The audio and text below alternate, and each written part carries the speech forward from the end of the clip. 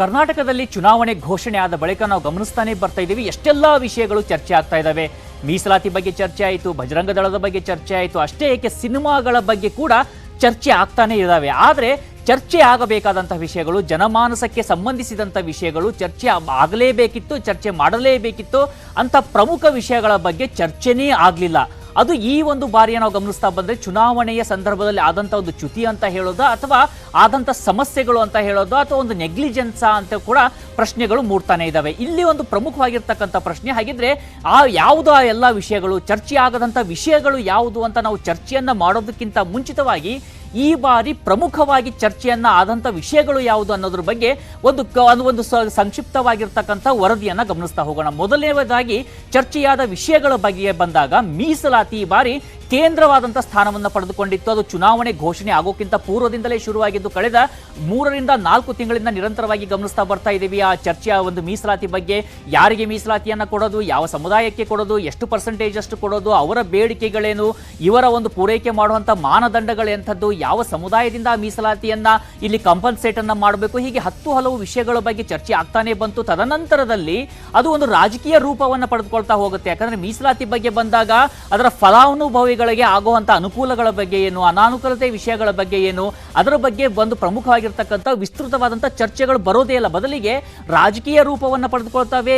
ವಿಭಿನ್ನವಾಗಿರ್ತಕ್ಕಂಥ ರಾಜಕೀಯ ಪಕ್ಷಗಳು ಇದನ್ನ ಎಕ್ಸ್ಪ್ಲಾಯ್ಟ್ ಮಾಡೋದಕ್ಕೆ ಪ್ರಯತ್ನ ಮಾಡ್ತಾನೆ ಹೋಗ್ತವೆ. ಹೀಗಾಗಿ ಮೀಸಲಾತಿ ಖಂಡಿತವಾಗಿಯೂ ಬೇಕು, ಅದು ಯಾರಿಗೆ ಅನುಕೂಲವಾಗುತ್ತೆ, ಎಷ್ಟು ಅನುಕೂಲವಾಗುತ್ತೆ ಅದರ ಬಗ್ಗೆ ಮತ್ತಷ್ಟು ಚರ್ಚೆಗಳಾಗಬೇಕಿತ್ತು. ಆದರೆ ಆ ವಿಷಯದ ಬಗ್ಗೆ ಚರ್ಚೆ ಆಗೋದಿಲ್ಲ. ಇನ್ನು ನಾವು ಚುನಾವಣೆ ಘೋಷಣೆ ಆಗುತ್ತೆ, ಮಧ್ಯದಲ್ಲಿ ಬಂದ ಹಾಗೆ ಬಜರಂಗ ದಳ ಕೂಡ ಒಂದು ಪ್ರಮುಖವಾಗಿರ್ತಕ್ಕಂಥ ಕೇಂದ್ರ ಸ್ಥಳವನ್ನ ಪಡೆದುಕೊಳ್ತಾ ಹೋಗುತ್ತೆ. ಒಂದು ಬಜರಂಗ ದಳ ಒಂದು ಸಮುದಾಯದ, ಒಂದು ಇಡೀ ಒಂದು ಧರ್ಮದ ವಿಷಯವಾಗಿ ಬದಲಾವಣೆ ಆಗ್ತಾ ಹೋಗುತ್ತೆ, ಪರಿವರ್ತನೆ ಆಗ್ತಾ ಹೋಗುತ್ತೆ, ಪ್ರಮುಖವಾಗಿರ್ತಕ್ಕಂಥ ಸ್ಥಾನವನ್ನ ಪಡೆದುಕೊಳ್ಳುತ್ತೆ. ಅದ್ರ ಬಗ್ಗೆ ಕೂಡ ಸಾಕಷ್ಟು ಚರ್ಚೆಗಳಾಗ್ತವೆ. ಬಜರಂಗ ಬಲಿ ಅನ್ನೋದು ಕೂಡ ಈ ಚುನಾವಣೆಯ ಒಂದು ಕೇಂದ್ರ ಬಿಂದುವಾಗಿ, ಕೇಂದ್ರ ವಸ್ತುವಾಗಿ ಮಾರ್ಪಾಡಾಗ್ತಾ ಹೋಗುತ್ತೆ. ತದನಂತರದಲ್ಲಿ ಬಂದಂತ ಚರ್ಚೆ, ಪ್ರಮುಖ ಚರ್ಚೆ ಅಂದ್ರೆ ಯಾವ ಪಕ್ಷ ಅಧಿಕಾರಕ್ಕೆ ಬರುತ್ತೆ, ಯಾರು ಮುಖ್ಯಮಂತ್ರಿ ಆಗ್ತಾರೆ, ಯಾವ ಸಮುದಾಯದವರು ಯಾರ ಪರವಾಗಿ ನಿಲ್ತಾರೆ, ಯಾವ ಸಮುದಾಯದವರನ್ನ ಯಾರು ತಮ್ಮದೇ ಒಂದು ಆಸ್ತಿ ಅಥವಾ ಪ್ರೈವೇಟ್ ಪ್ರಾಪರ್ಟಿ ಅಂತ ಭಾವಿಸಿದಂತಿದೆ, ಮುಂತಾದ ಸಾಕಷ್ಟು ವಿಷಯಗಳ ಬಗ್ಗೆ ವಿಸ್ತೃತವಾದಂತಹ ಚರ್ಚೆಗಳಾಗ್ತಾ ಹೋದವು. ಆದರೆ ಪ್ರಮುಖವಾಗಿ ಆಗಬೇಕಾದಂತಹ ವಿಷಯಗಳ ಬಗ್ಗೆ ಈಗಲೂ ಕೂಡ ಚರ್ಚೆ ಆಗಲಿಲ್ಲ. ಆ ಬಗ್ಗೆ ಹೆಚ್ಚಿನ ಗಮನವನ್ನ ಕೂಡ ಯಾರು ವಹಿಸ್ತಾ ಹೋಗ್ತಿರ್ಲಿಲ್ಲ. ತದನಂತರದಲ್ಲಿ ಈ ಉಚಿತ ಕೊಡುಗೆಗಳಿದಾವಲ್ಲ, ಅಂದ್ರೆ ಫ್ರೀ ಬೀಸ್ ಬಗ್ಗೆ ಕೂಡ ಸಾಕಷ್ಟು ಪ್ರಮುಖವಾದಂಥ ಚರ್ಚೆಗಳಾಯಿತು. ಆ ಫ್ರೀ ಬೀಸ್ಗಳಿಂದ ಆಗುವಂತ ಅನುಕೂಲಗಳು ಅನಾನುಕೂಲಗಳಿಗಿಂತ ಹೆಚ್ಚಾಗಿ ಅಗೇನ್ ಅದು ಕೂಡ ರಾಜಕೀಯ ರೂಪವನ್ನೇ ಪಡೆದುಕೊಂಡು ಹೋಗ್ತಾ ಇದ್ದಂಥ ವೀಕ್ಷಕರೇ ನಾವು ಅದನ್ನು ಗಮನಿಸ್ತಾ ಇದ್ವಿ.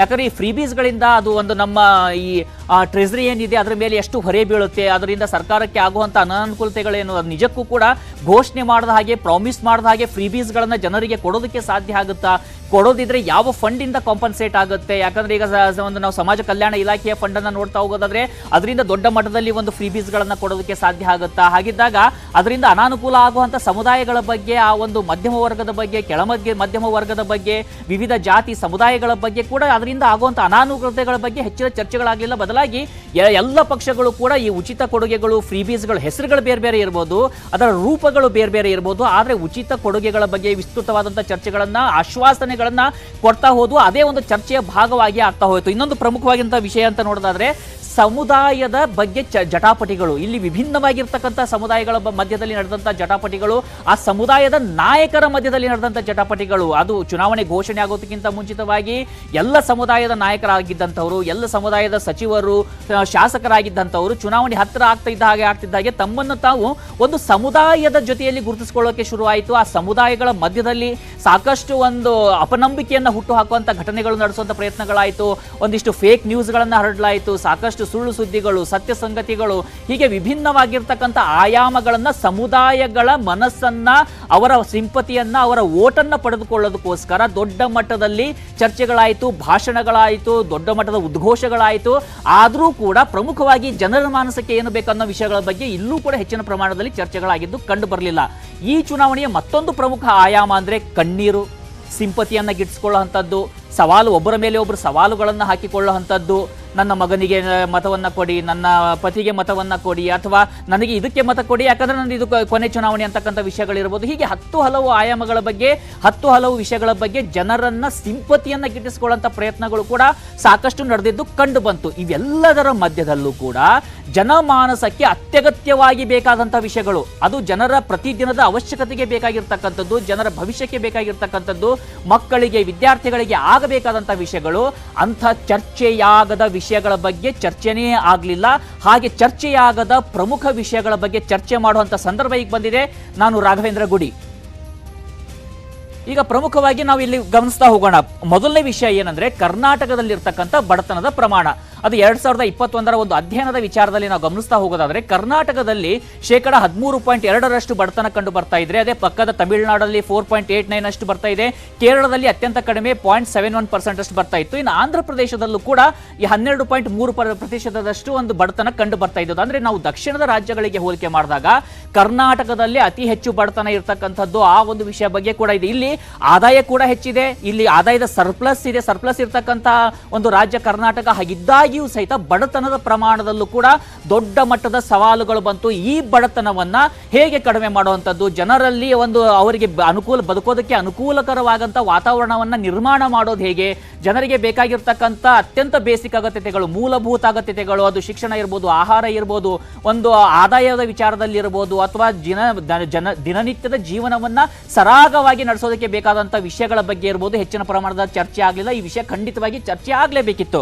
ಇನ್ನು ತದನಂತರದಲ್ಲಿ ನಾವು ಗಮನಿಸೋದಾದ್ರೆ ನಮ್ಮ ಕರ್ನಾಟಕದಲ್ಲಿ ಯಾವ ಜಿಲ್ಲೆಗಳಲ್ಲಿ ಅತಿ ಹೆಚ್ಚು ಪ್ರಮಾಣದ ಒಂದು ಬಡತನ ಕಂಡು ಬರ್ತಾ ಇದೆ ಅನ್ನೋದು ಕೂಡ ಇವತ್ತು ಇಲ್ಲಿ ಪ್ರಮುಖವಾಗಿರ್ತಕ್ಕಂಥ ವಿಷಯ. ನಾವೀಗ ನೆಕ್ಸ್ಟ್ ಸ್ಲೈಡ್ ಅಲ್ಲಿ ಆ ವಿಷಯವನ್ನು ನೋಡ್ತಾ ಹೋಗೋದಾದ್ರೆ ಪ್ರಮುಖವಾಗಿ ಕರ್ನಾಟಕದಲ್ಲಿ ಕಂಡು ಬರ್ತಿರ್ತಕ್ಕಂಥ ಒಂದು ಅತ್ಯಂತ ಬಡತನದ ವ್ಯವಸ್ಥೆಗಳು, ಆ ಬಡತನದ ವ್ಯವಸ್ಥೆಗಳು ಯಾವ್ಯಾವ ರಾಜ್ಯದಲ್ಲಿ ಬರ್ತಾ ಇದೆ ಅಂತ ನಾವು ಈ ಮ್ಯಾಪ್ ಅನ್ನ ಯಾವ್ಯಾವ ಜಿಲ್ಲೆಗಳಲ್ಲಿ ಬರ್ತಾ ಇದೆ ಅನ್ನೋದನ್ನ ಮ್ಯಾಪ್ ಅಲ್ಲಿ ಗಮನಿಸಬಹುದು. ನಾವು ವೀಕ್ಷಕರು ನೋಡ್ತಾ ಇದ್ದೀವಿ, ಕೊಪ್ಪಳ, ಬಳ್ಳಾರಿ, ಚಿತ್ರದುರ್ಗ, ಕಲಬುರಗಿ, ಈ ರೀತಿಯಾಗಿರ್ತಕ್ಕಂಥ ಜಿಲ್ಲೆಗಳಲ್ಲಿ ರಾಯಚೂರು ಇದೆ, ಇಲ್ಲಿ ಬಾಗಲಕೋಟೆ ಮುಂತಾದ ಜಿಲ್ಲೆಗಳಿದಾವಲ್ಲ, ಈ ಜಿಲ್ಲೆಗಳಲ್ಲಿ 35% ಅಧಿಕ ಪ್ರಮಾಣದಲ್ಲಿ ಕಡು ಬಡತನ ಇವತ್ತು ಕೂಡ ಇದೆ. ನಾವು ಸಾಕಷ್ಟು ಉತ್ತರ ಕರ್ನಾಟಕದ ಬಗ್ಗೆ ಮಾತನಾಡ್ತೀವಿ, ಉತ್ತರ ಕರ್ನಾಟಕ, ಕಲ್ಯಾಣ ಕರ್ನಾಟಕದ ಬಗ್ಗೆ ಮಾತನಾಡ್ತೀವಿ, ಆದ್ರೆ ಇಲ್ಲಿ ಕಿತ್ತೂರು ಕರ್ನಾಟಕದ ಬಗ್ಗೆ ಮಾತನಾಡ್ತೀವಿ. ಈ ಒಂದು ಜನರ ಬಗ್ಗೆ ಮಾತನಾಡುವಂಥವ್ರು ಯಾರು? ಬಳ್ಳಾರಿ ಬಗ್ಗೆ ಮಾತನಾಡ್ತೀವಿ, ಆದ್ರೆ ಅಲ್ಲಿರ್ತಕ್ಕಂಥ ಆದಾಯದ ಬಗ್ಗೆ ಮಾತನಾಡ್ತೀವಿ, ಫ್ರೀಬೀಸ್ ಕೊಡೋದ್ರ ಬಗ್ಗೆ ಮಾತನಾಡ್ತೀವಿ, ಜಾತಿ ಧರ್ಮದ ಬಗ್ಗೆ ಮಾತನಾಡ್ತೀವಿ, ಸಮುದಾಯಗಳ ಬಗ್ಗೆ ಮಾತನಾಡ್ತೀವಿ. ಆದ್ರೆ ಜನರಿಗೆ ಬೇಕಾಗಿರ್ತಕ್ಕಂಥ ಈ ಒಂದು ಮೂಲಭೂತ ಅಗತ್ಯತೆಗಳನ್ನ ಪೂರೈಕೆ ಮಾಡಿ ಅದು ಸಾಮುದಾಯಿಕ ಆರೋಗ್ಯ ವ್ಯವಸ್ಥೆ ಇರ್ಬೋದು, ಅಲ್ಲೂ ಕೂಡ ಎಲ್ಲಿ ಹೋಗ್ಬೇಕು, ಈ ಜನ ಎಲ್ಲಿಗೆ ಹೋಗ್ಬೇಕು? 35% ಬಡತನ ಇದ್ದಂಥ ಸಂದರ್ಭದಲ್ಲಿ ಈ ಜನ ಎಲ್ಲಿಗೆ ಹೋಗ್ಬೇಕು, ಯಾರ ಹತ್ರ ಕೇಳಬೇಕು, ಆ ವಿಷಯವನ್ನ ಚರ್ಚೆ ಮಾಡಬೇಕಾದಂಥವ್ರು ಯಾರು? ಚರ್ಚೆ ಆಗ್ಲಿಲ್ಲ. ಇದು ದುರ್ದೈವನ, ಯಾವ ರೀತಿಯಾಗಿರ್ತಕ್ಕಂಥ ಪರಿಣಾಮ ನೋಡಬೇಕು. ಇದೊಂದು ಬಡತನವನ್ನು ಹೊರತುಪಡಿಸಿ ಮತ್ತೊಂದು ಪ್ರಮುಖ ವಿಷಯಗಳ ಬಗ್ಗೆ ನಾವು ಚರ್ಚೆಯನ್ನು ಮಾಡೋದಾದ್ರೆ ಇವತ್ತು ಕರ್ನಾಟಕದಲ್ಲಿ ಆಗಿರ್ತಕ್ಕಂಥ ಈ ಶಿಶು ಮರಣ ಪ್ರಮಾಣ ಅತ್ಯಂತ ದೊಡ್ಡ ಸಮಸ್ಯೆಯಾಗಿ ಕಾಡ್ತಾ ಇರತಕ್ಕಂಥದ್ದು. ಇಡೀ ದಕ್ಷಿಣ ಭಾರತದಲ್ಲಿ ನಾವು ನೋಡ್ತಾ ಇದ್ದೀವಿ, ಬೇರೆ ಬೇರೆ ಆಯಾಮಗಳಲ್ಲಿ ಖಂಡಿತವಾಗಿ ಕರ್ನಾಟಕ ಮುಂದಿದೆ. ಕರ್ನಾಟಕದಲ್ಲಿ ಆದಾಯದ ವಿಚಾರದಲ್ಲಿರ್ಬೋದು, ಶ್ರೀಮಂತಿಕೆ ವಿಚಾರದಲ್ಲಿರ್ಬೋದು ದೊಡ್ಡ ಮಟ್ಟದಲ್ಲಿ ಇದೆ. ಆದರೆ ಅದು ಒಂದು ಈಕ್ವಲೈಸ್ ಆಗಿಲ್ಲ, ಅದನ್ನು ನಾವು ಗಮನಿಸಿದ್ವಿ. ಯಾಕಂದ್ರೆ ಬಡತನದ ಪ್ರಮಾಣ ಕೂಡ ಹೆಚ್ಚಿನ ಪ್ರಮಾಣದಲ್ಲಿ ಇರ್ತಕ್ಕಂಥದ್ದು. ಇನ್ನು ಶಿಶು ಮರಣ ಸೂಚ್ಯಂಕ 2022 ಸ್ಟಡಿ ಹೇಳುತ್ತೆ, ಕರ್ನಾಟಕದಲ್ಲಿ ಪ್ರತಿ ಆಗತಾನೆ ಹುಟ್ಟುವಂಥ ಮಕ್ಕಳು, ನವಜಾತ ಶಿಶುಗಳಲ್ಲಿ 1000 ನವಜಾತ ಶಿಶುಗಳಲ್ಲಿ 20 ಮಕ್ಕಳು ಸಾವನ್ನಪ್ಪುವಂಥ ಘಟನೆಗಳು ಇವತ್ತು ಕೂಡ ನಡೀತಾ ಇದ್ದಾವೆ. ಅದೇ ನೆರೆಯ ಕೇರಳದಲ್ಲಿ 6 ಇದ್ರೆ 1000ಕ್ಕೆ, ಇನ್ನು ತಮಿಳುನಾಡಿನಲ್ಲಿ 13 ಇದೆ. ಇದು ಏನು ಹೇಳ್ತಾ ಇದೆ ವೀಕ್ಷಕರೇ? ಈ ಒಂದು ವಿಷಯಗಳ ಬಗ್ಗೆ ಚರ್ಚೆ ಮಾಡಬೇಕಾದಂಥವ್ರು ಯಾರು?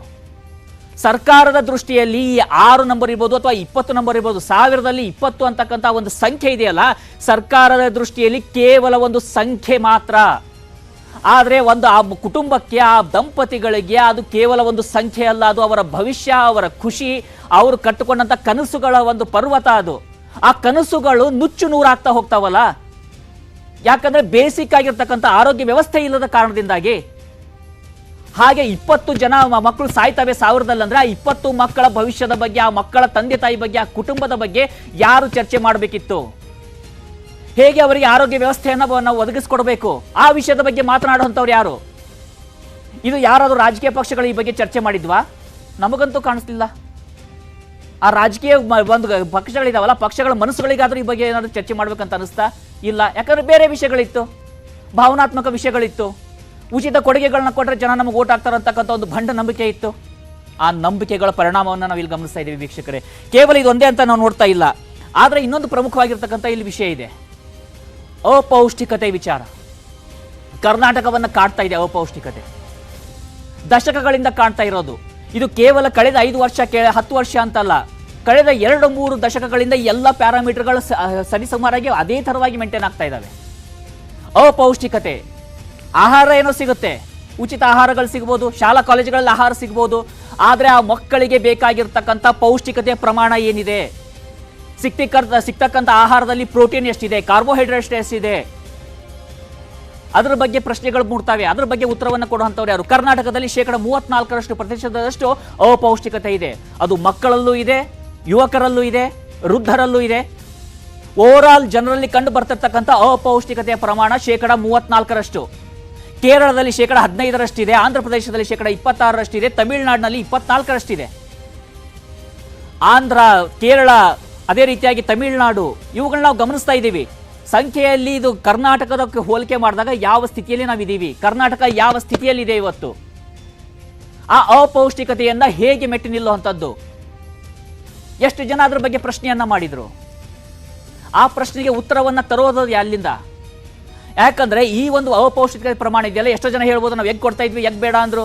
ಆಯ್ತು, ನೀವು ಎಗ್ ಕೊಡ್ತಾ ಇದ್ರಿ, ಎಗ್ ತಿನ್ನುವಂಥವ್ರಿಗೆ ಎಗ್ ಕೊಡ್ತೀರಾ? ಎಗ್ ನಾವು ತಿನ್ನೋದೇ ಇಲ್ಲ ಅಂತಕ್ಕಂಥದ್ದು. ಯಾಕಂದ್ರೆ ಭಾರತ ಅಂತಕ್ಕಂಥದ್ದು ವೈವಿಧ್ಯತೆಯ ರಾಷ್ಟ್ರ, ವಿವಿಧ ನಂಬಿಕೆಗಳು, ಸಮುದಾಯಗಳು ಇರುವಂಥ ರಾಷ್ಟ್ರ. ಹಾಗಿದ್ದಾಗ ಅದನ್ನು ಕಾಂಪನ್ಸೇಟ್ ಮಾಡೋದು ಹೇಗೆ?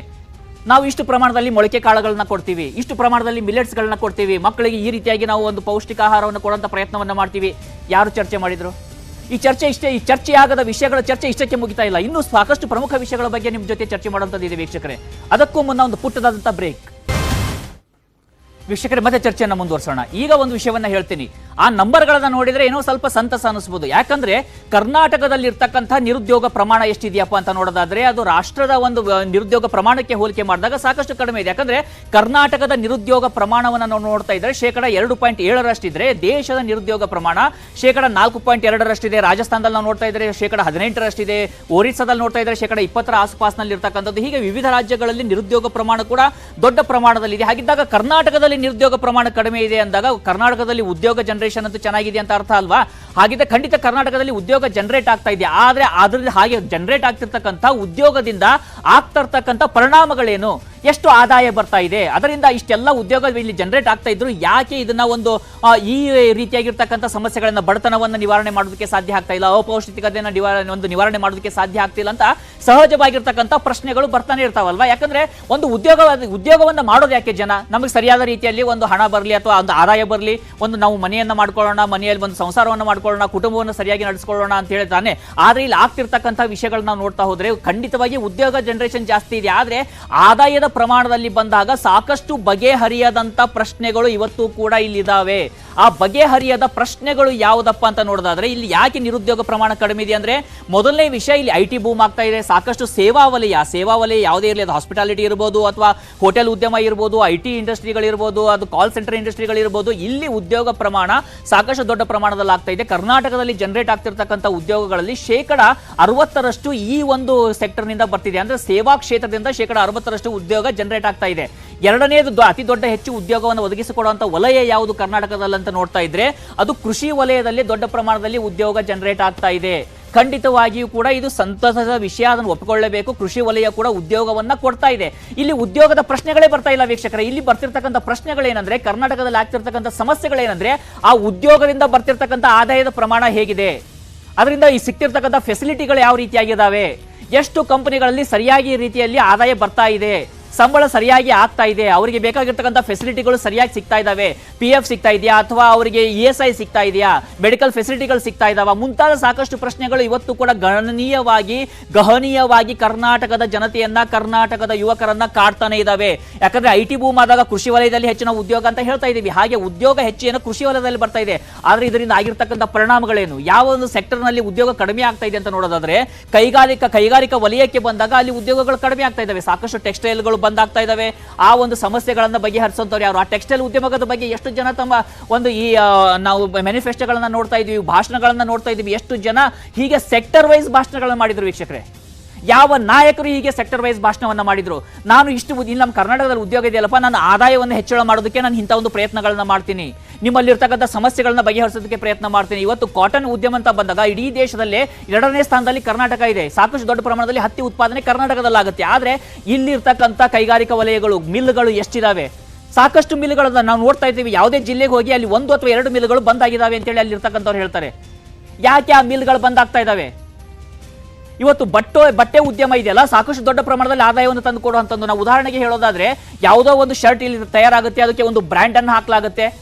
ಅದರ ಬೆಲೆಯನ್ನ ಕೇಳ್ತಾ ಇದ್ರೆ ಎಂಥವರಿಗೂ ಕೂಡ ಇಷ್ಟು ಬೆಲೆ ಇರುತ್ತಾ ಅಂತ ಅನ್ಸುತ್ತೆ. ಮಿನಿಮಮ್ ಆಗಿ 1500 ಅಂತಾರೆ, 2000 ಅಂತಾರೆ. ಉತ್ತಮ ಬ್ರ್ಯಾಂಡ್ ಬೇಕಿದ್ರೆ 2500 ಆಗುತ್ತೆ, 3000 ಆಗುತ್ತೆ, 4000 ಆಗುತ್ತೆ. ಆದ್ರೆ ಹಾಗೆ ಆದಾಯ ಆಗ್ತಾ ಇದೆಯಲ್ಲ, ಅದರಿಂದ ಹೋಗ್ತಾ ಇರುವಂತದ್ದು ಆದಾಯ ಯಾರಿಗೆ? ಅದರಿಂದ ರೈತರಿಗೆ ಸಿಗ್ತಾ ಇದೆ, ಆ ಮಿಲ್ಗಳಲ್ಲಿ ಕೆಲಸ ಮಾಡುವಂತವರಿಗೆ ಸಿಗ್ತಾ ಇದೆ, ಆ ಒಂದು ಕಾರ್ಖಾನೆಗೆ ಸಿಗ್ತಾ ಇದೆ, ಕೇವಲ ಬ್ರ್ಯಾಂಡ್ ಮಾಡುವಂತ ಕಂಪನಿಗಳಿಗೆ ಸಿಗ್ತಾ ಇದೆ. ಇದನ್ನ ಬೈಫರ್ಕೇಶನ್ ಮಾಡುವಂತವ್ರು ಯಾರು? ಇದರ ಬಗ್ಗೆ ಯಾರು ಚರ್ಚೆ ಮಾಡಬೇಕಿತ್ತು? ಯಾಕೆ ಚರ್ಚೆಗಳಾಗ್ತಿಲ್ಲ? ಒಂದು ಬ್ರ್ಯಾಂಡ್ ಹಾಕಿದ ಮಾತ್ರಕ್ಕೆ 80% ಆದಾಯ ಅಲ್ಲಿಗೆ ಹೋಗ್ಬೇಕಾ? ಹಾಗಿದ್ರೆ ಕರ್ನಾಟಕದ ಜನತೆ ಏನ್ ಮಾಡಬೇಕು? ಪ್ರಶ್ನೆಗಳು ಮೂಡ್ತಾ ಇದ್ದಾವೆ ವೀಕ್ಷಕರೇ. ಇನ್ನು ತದನಂತರದಲ್ಲಿ ನೋಡ್ತಾ ಇದ್ದಾರೆ ನಾವು, ಅದೇ ಟೆಕ್ಸ್ಟೈಲ್ ಮಿಲ್ಗಳು ಬಂದಾಗ್ತಾ ಇರೋದ್ರ ಬಗ್ಗೆ ಕೂಡ ನಾವು ಸಾಕಷ್ಟೇ ಗಮನಿಸ್ತಾ ಇದ್ದೀವಿ. ಸೇವಾ ವಲಯದಲ್ಲಿ ಉದ್ಯೋಗಗಳ ಹೆಚ್ಚಳ ಏನೋ ಆಗ್ತಾ ಇದ್ದಾವೆ, ಆದ್ರೆ ಸಂಬಳಗಳಲ್ಲಿ ಕಡಿತ ಆಗ್ತಾ ಇದೆ. ಅದರಲ್ಲಿ ಇರ್ತಕ್ಕಂಥ ಭತ್ಯೆಗಳಲ್ಲಿ ಕಡಿತ ಆಗ್ತಾ ಇದೆ, ಕೆಲಸದ ಅವಧಿ ಹೆಚ್ಚಳವಾಗ್ತಾ ಇದೆ. ಇದ್ರ ಬಗ್ಗೆ ಪ್ರಶ್ನೆಯನ್ನ ಮಾಡಬೇಕಾದಂಥವ್ರು ಯಾರು?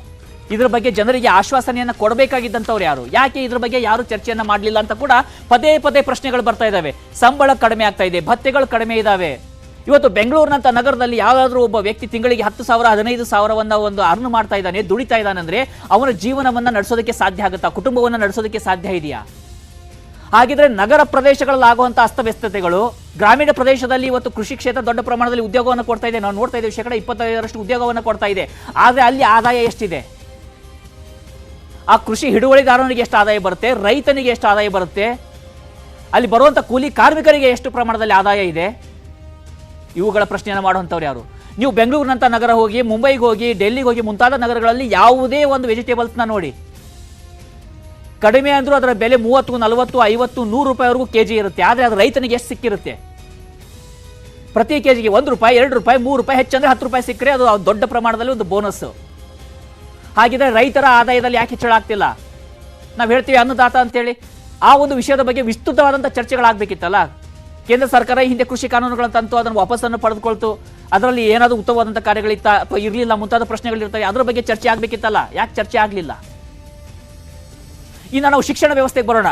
ಸಾಕಷ್ಟು ಇವತ್ತು ನಗರ ಪ್ರದೇಶಗಳಲ್ಲಿ, ಬೆಂಗಳೂರಿನಂಥ ಒಂದು ಸಂದರ್ಭದಲ್ಲಿ, ಬೆಂಗಳೂರಂಥ ಸಿಟಿಗಳಿರ್ಬೋದು ಅಥವಾ ಯಾವುದೋ ಹುಬ್ಳಿ ಧಾರವಾಡಂಥ ಸಿಟಿಗಳಿರ್ಬೋದು, ಅಲ್ಲಿ ಆಗ್ತಿರ್ತಕ್ಕಂಥ ನಗರೀಕರಣಗಳು ಒಂದು ದೊಡ್ಡ ಪ್ರಮಾಣದಲ್ಲಿ ಗಹನೀಯವಾಗಿ ನಗರೀಕರಣ ಆಗ್ತಾ ಇದ್ರೆ ಶಿಕ್ಷಣದ ಬೆಲೆ ಕೂಡ ಜಾಸ್ತಿ ಆಗ್ತಾ ಇದೆ. ಶಿಕ್ಷಣದ ಬೆಲೆ ಅಂದರೆ ಶಿಕ್ಷಣವನ್ನು ಪಡೆದುಕೊಳ್ಳುವಂಥದ್ದು ಒಂದು ಬೆಲೆ, ನಾವು ರೇಟ್ ಕಾರ್ಡ್ ಅಂತ ನೋಡ್ತಾ ಇದ್ರೆ. ಹಾಗಿದ್ದಾಗ ಶಿಕ್ಷಣವನ್ನು ಪೂರೈಕೆ ಮಾಡಬೇಕು. ಇಲ್ಲಿರ್ತಕ್ಕಂಥ ಒಂದು ಸರ್ಕಾರಿ ಶಾಲಾ ಕಾಲೇಜುಗಳ ಪರಿಸ್ಥಿತಿ ಯಾವ ರೀತಿ ಇದೆ? ಅವುಗಳನ್ನ ಉದ್ಧಾರ ಮಾಡ್ತೀವಿ ಅಂತ ಯಾಕೆ ಮಾತಾಡೋದಿಲ್ಲ?